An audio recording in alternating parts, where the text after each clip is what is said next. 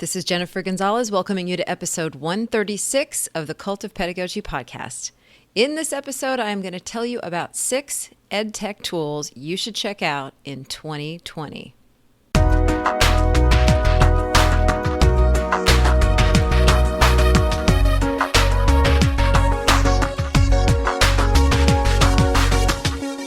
It's that time again.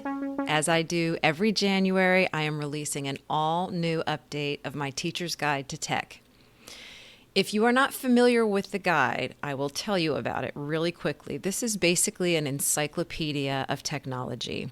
Years and years ago, teachers were telling me that they wanted to use more tech in their classrooms, but they were overwhelmed by how much was out there, and they did not have the time to explore all the tools. So a lot of them just kind of stayed away. So I decided to start cataloging them basically to make it quicker and easier for teachers to figure this out.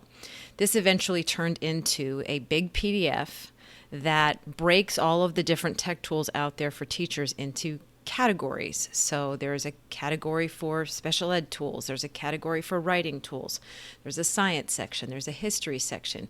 This year, I have a bunch of new sections. I've got a section on infographics, a section on PE, physical education. It's this massive PDF, and basically for each tool that I feature, I give you a paragraph explaining what it is. There's a link to the website, and then there's also a little button you can press that will take you to a video that shows the tool in use so that you can very quickly get a sense for what it does and whether or not you think it will help you in your classroom. So I just yesterday put out the brand new tech guide for 2020. It's got over 350 tools broken into 50 different categories. And every year when I put out a fresh one, an updated one, that always includes new tools and has updated all the old information, I choose 6 tools that I sort of stumbled upon in the last year that I think are worth a look from you. So I thought I would also answer the question, what does it take to make this list? What criteria do I use to choose these 6 tools? Sometimes I just sort of know it when I see it, when I'm looking at new stuff and I think, oh, this one's probably going to go on the list. But there are some sort of general qualifications. The first thing is that I'm looking for tools that I just learned about in the past year. These are things that may have actually been around longer, but I'm just now hearing about them. So that makes me think that a lot of other teachers haven't heard about them either, and that this might be sort of news, to you. I'm also looking for tools that are doing something that I haven't seen before, something a little bit groundbreaking that will probably be copied by others down the line, but as of right now, as far as I know, this is sort of the first tool that I've seen that does this thing. This is the case with 5 of the 6 ones that I've chosen this time. And another thing that I'm looking for are tools that I would like to see more students using. And this is why I chose number 5. For that one, I'm pretty sure there are other apps that do the same thing, but this one seems rock solid in its category. And I think it would really work well in classrooms at all grade levels. So that's why that one is chosen. Beyond that, I look for tools that can be used in a lot of different subject areas, and also those that appear to have their act together online. So I'm looking for, an easy-to-navigate website, an explainer video that makes sense, a social media presence that tells me they've been around longer than 5 minutes and are therefore likely to stick around a while. So lots of criteria. This is all chosen specifically by just me. I don't really take any tips from anybody. I don't get paid to endorse any of these tools at all. These are just things that I think people need to know about, and that's really it. Okay, so before I get into the tools, let's actually talk about 2 tools that I have been paid to talk about. And these are not included in the 6, but these are the sponsors for this episode. So I definitely want to thank these 2 companies. The first one is ViewSonic. ViewSonic transforms classrooms into immersive learning environments. Their education solutions drive engagement, energize and motivate students, and make teaching more fun. From Viewboard interactive displays and My Viewboard digital whiteboarding software to projectors and monitors, ViewSonic's award-winning solutions are here to help teachers stay connected and collaborate in their classrooms. To learn more, visit viewsonic.com/education. Support for this episode also comes from Pear Deck. Teachers, when was the last time your lesson ended with a round of applause, or students begged for their favorite activity. If it's been a while, or never, we've got something that's going to change that. Pear Deck is offering my listeners a free 60-day premium trial. If you're new to Pear Deck, you'll be amazed at how easy it is to supercharge student engagement by building and giving interactive presentations right within Google Slides or PowerPoint. Students join from their devices and participate in real time, so as they engage with your Pear Deck, you can tell right away who's getting it and who needs help. It's a game changer. To redeem your 60-day Pear Deck premium trial, just go to peardeck.com/cultofpedagogy now. Alrighty, without further ado, here are the 6 tools that I think you should check out in 2020. The first one is called Floop. That is Floop. And I am guessing that this name is a combination of the word feedback and loop, like a feedback loop. Floop. Feedback is arguably one of the most effective tools for learning. This is something that all teachers know. We also know that the sooner students get the feedback and the more specific it is, the better it works. So Floop was built by teachers to make feedback faster and more specific. Here's how it works. Students send pictures of their work in progress to the teacher. So they just use their smartphones or devices. And then they also ask questions that they need help with. The teacher then views the work, types in comments that are anchored to specific locations on the photos, and then sends it back to students. And this starts a feedback loop that allows for iteration and improvement. What makes this tool unique is the mechanism that allows the users to point directly to places on the work and then discuss them. We've been able to do that with writing assignments using tools like the commenting feature in Google Docs. So, if it's text, we can, highlight stuff and comment on it. But it hasn't been quite as available in other subject areas if we're working on, like a worksheet or something like that, or even with something physical like a model of some sort.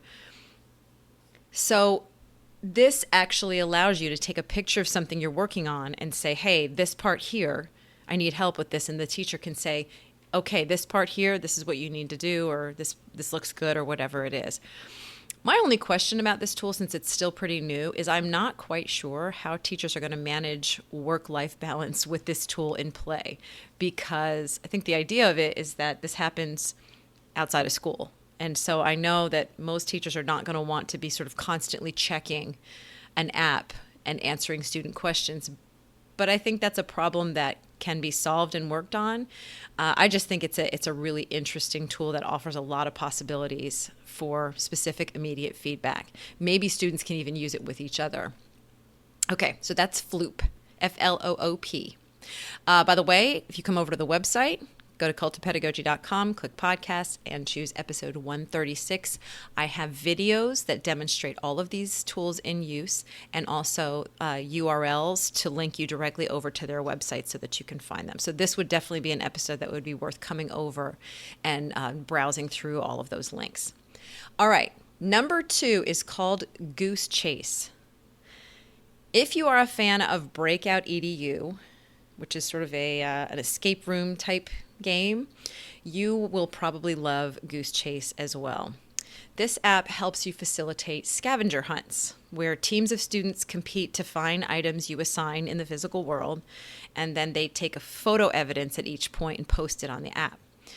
The app keeps track of team points, so you know which team won by the end.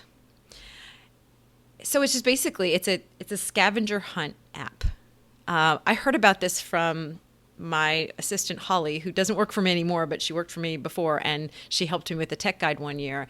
And she specifically texted me one day because she was so excited about this tool. She said, you have got to check this out. It's so much fun. I just did this. I guess she did it in a workshop or something.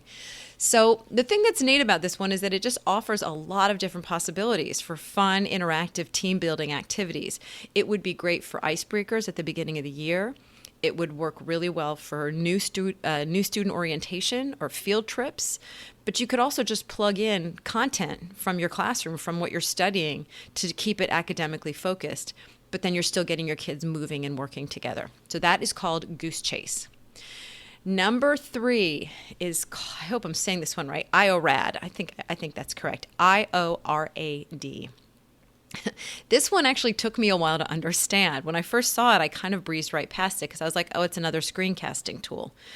And screencasting, if you don't know, is anytime you've gotten on YouTube to watch a video about how to use a particular tech tool and you hear a person's voice and then they're moving around on the screen showing you stuff, they're using screencasting software. It's where you record whatever is happening on your computer screen and then you narrate it with a microphone.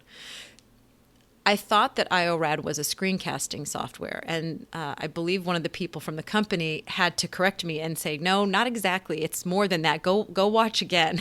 So I went back and looked at it again, and I realized it's a lot more than that. And this is why I'm featuring it, because I've never seen anything that does what this tool does, and I think it's got a lot of educational potential. What IORAD does is it allows you to create tutorials that are like screencasts, but you can make them interactive. Basically, you can set it up so that the sort of video stops every once in a while and prompts the user to click on some part of the screen to sort of follow your instructions, and it doesn't continue until the user actually does that. So this makes the end product, the tutorial, a lot more interactive for the user. And this should potentially make the learning actually stick better because they're not just watching, they're doing with you. So I would love to see what teachers and students could create with IORAD. I think it would be an excellent tool for creating flipped learning lessons. It would be great for teaching classroom procedures, tech procedures, things that you want students to learn how to do. And I also think it would be really great for student-made instructional videos. So that is called IORAD. This is an interactive tutorial maker. Number 4 is Parley, Parlay. And of all the tools listed this year, this is the one that I have heard the most buzz about. I actually heard about it last year and I put it in the guide as one to watch. But since then, I have just heard more and more teachers talk about the great results that they're getting. It's easy to see why. Parley has done a beautiful job of pulling together a thoughtful suite of tools for conducting class discussions. It's a class discussion tool. So it has a couple of different parts to it, though, from what I'm getting from learning about it. You start by choosing a discussion topic from their library. They've got a really nice library of good discussion topics, and with them, they include readings and videos that give your students background information. So they're preparing for the discussion ahead of time. You start with the prompt, and then they read and watch videos to prepare. Then there's an online component, which is almost like a discussion board, like you'd have in an online class where the question is posted and students have to sort of submit their point of view, and then they respond to one another. They sort of have an online discussion. Then, if you want, you can then move to a live roundtable discussion where you're actually talking in a class. And Parley has some tools that allow you to track and facilitate that participation so that you can really figure out who is talking, the kind of talking that they're doing, and who's talking and who's not. When it's over, then you can look at some analytics from Parley to see who participated and what the quality of their participation was. So this one is really worth a look if you have any kind of discussions in your class, particularly if you are looking at discussion as a skill to be developed. So if you use the Harkness method or Socratic seminar, or really any kind of whole class discussion as part of your instruction, definitely check out Parley. Their website is actually parleyideas.com. Okay, so before I move on to the next two, let's quickly review. The first one is Floop, the feedback tool. Number 2 is Goose Chase, the scavenger hunt tool. 3 is IORAD, that is the online tutorial maker. 4 that I just talked about is Parley, which is a discussion tool. Number 5 is called Stop Motion Studio, and I'm actually going to give you the website because the URL has no logical relation to the name of the tool. The URL is cateater.com, Cateater. I believe that's the name of the company that makes it. So Stop Motion Studio, it enables users to create stop motion videos, which are those videos that are made from a series of photos in which the items are moved just a little bit in each frame. So one really typical one is sort of the claymation, where you've got the clay and you just kind of move it a little bit and it makes a video. The app has features that they've got tools that help you to position objects so that if something gets bumped, it can actually help you get it back to where it was before. They've got tools for adding titles and credits, some voiceover narration. It's got a green screen tool that lets you change the background. And it also has a library of music clips and sound effects that you can add to the video. I liked this tool. I mean, I've seen other stop motion video creators before, but this one's super highly rated. It's not free, but it's not expensive too. Now I'm blanking on how much it costs, but I know when I looked at it, I thought, okay, that wouldn't break the bank for anybody. I am including it because of the potential that it has for student work. We want to see our students writing for different purposes. We want them to write to entertain, to tell stories, to make compelling arguments, to inform. Many of these texts could just as easily be scripts for a short film, which would likely have more impact on an audience than a piece of writing. So putting together a short film seems like something that would really engage students, and a tool like Stop Motion Studio makes it possible for students to do that without ever leaving the classroom, because they don't need vast sets. They don't have to get people to actually participate. They can do it with simple toys. They can do it with Legos. They can do it with Play-Doh, and use that to actually tell stories or even teach about things. So I would just really like to see what students could do with this tool. And it's simple enough, I think, that fairly young students could use it as well as older students. So that's called Stop Motion Studio. And tool number 6 is called Create-Ability. And this is actually a collection of tools. As you may know, Google sort of has a reputation for giving lots of time and space to its employees to play around and try new things. And I think some of their most famous products have come out of that time that employees have had to just experiment and play around. So I think this has come out of that. Somebody at Google decided that they wanted to come up with tools that would make the arts more accessible to users with disabilities. So these tools are designed to make it easier for people with disabilities to make music and art. So here are some examples. There's a keyboard that you can play with your face. You can play it with your body. You can play it with the mouse, or even use the keys on the keyboard.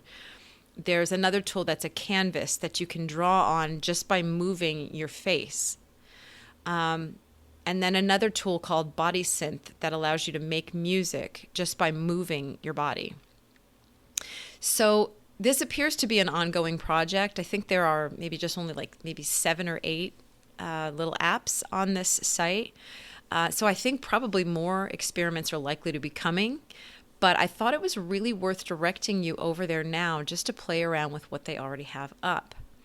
I think that any student, regardless of the abilities that they have, will probably enjoy working with the tools, because I had a lot of fun just playing around with them myself too.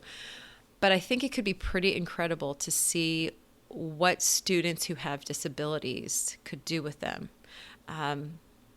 My guess is that there are some students out there who have been largely left out of the arts, have been left out of music classes, have been left out of arts classes.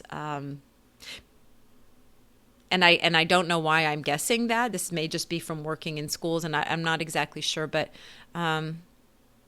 I think these tools could be pretty groundbreaking in terms of giving people opportunities to create, using parts of their bodies that maybe the original instruments were not designed for. Okay, so that is called Create-Ability. I cannot give you the URL because it's really long. Well, I can just say it. If you're there, it is called, the URL goes experiments.withgoogle.com/collection/Create-Ability. I'd say just come to the website and come look at it, because there's also a cool video that demonstrates how some of these tools work. Okay. Like I did last year, I am also going to do 2 extra tools that are honorable mention. And I probably should have mentioned that at the beginning of the episode. But if you're still hanging in there and you can see that there's more time left on the player, then hopefully you stuck around. There's 2 more. These are not part of the 6 tools, but I just think they're cool and I wanted to mention them. Okay, the first one is called Playmeo. And it is not actually a tool. It's more just a website. This is a site that has a massive library of interactive team building games that you can have students play. So if you have ever sort of wanted to look for an icebreaker or look for a team building tool, this is sort of somebody's decided they're going to just pull all these great ideas together, and they've done really a nice job with making it super user friendly. For every game, you get step-by-step instructions, and these are physical games that you play. So these are basically just instructions for playing physical games with your students. But you get step-by-step instructions that are written there on the site, or you can download them as a PDF. They'll have a video tutorial that actually shows people playing it so you can see it in action. And it also just gives some other ideas and tips for implementation. So it's just worth checking out if you are somebody who likes playing interactive games with your students. Some of them look like they could work with content, and others are just those types of fun games that are great. So if you do, summer camps or anything like that, this would be a site to check out for sure. And they've got a free and a paid version. I think some of the games are sort of locked behind a paywall, but a lot of them are not. A lot of them are there for free. So it's worth checking out. It's called Playmeo, Playmeo. The other one I just thought was cool. It's called Texting Story. So I don't know, maybe 6 months ago, I saw a video online that the video was basically 2 people texting back and forth, and you're sort of watching them going back and forth. And I just thought it was really neat. And it was kind of suspenseful at one part. And then I watched another one that was almost like a horror story. And I wondered how it was made. I found this app that's called Texting Story. It's just textingstory.com. I'm guessing there are probably multiple apps that do this, but this is the one I found. Apart from just being fun to play around with, I thought it would actually make a pretty interesting option for a writing assignment. If you showed students this medium, which probably they've all seen it before, but actually make it an assignment, have them construct a story that has a typical story arc, but using this as the end product, I think you could get some pretty interesting results. I think it would make a good option anyway. So to quickly review, and then I'm going to tell you a little bit more about where you can go to get the guide. Number 1 is Floop, the feedback tool. 2 is Goose Chase, the scavenger hunt.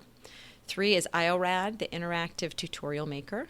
4 is Parlay, the discussion platform.